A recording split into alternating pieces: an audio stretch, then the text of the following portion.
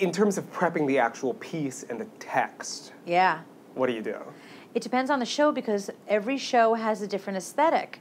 So, for example, if you're preparing an 80s pop rock song for a Frank Wildhorn audition, because Frank Wildhorn actually wrote 80s pop hits before he even wrote musicals. I'm sorry, what? Yeah, he wrote another Whitney Houston hit, Where Do Broken Hearts Go? Really? He wrote that one.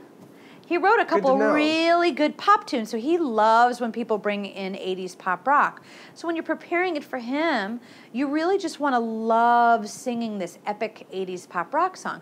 But if you're preparing it for Rock of Ages and you're a girl, you kind of want to like pretend you're like a slutty girl on the hood of a car, because that's the aesthetic of the women in Rock of Ages. So what you're going to do to prep is, one, you want to listen to the music like you would on Spotify. So I would encourage you to make a Spotify station of 80s music and immerse yourself in the style. Once you start listening to these singers, then I would go right onto like YouTube and start watching videos, 80s rock videos, you know, of all of these artists from this time period. Then what I would do is I would go online and also for free, go onto YouTube and start watching videos of the show you're auditioning for. Because if it's not on Broadway, I mean, if it is on Broadway, there'll be 10, 15 videos of the Broadway production. If it's not on Broadway anymore, or there's been a regional production of it, or a production, you know, at what I would call the Poo Poo Playhouse, where it's done at some, you know. I think I've worked there. Me too, honey. Dinner theater, the Poo Poo Playhouse. I've been there.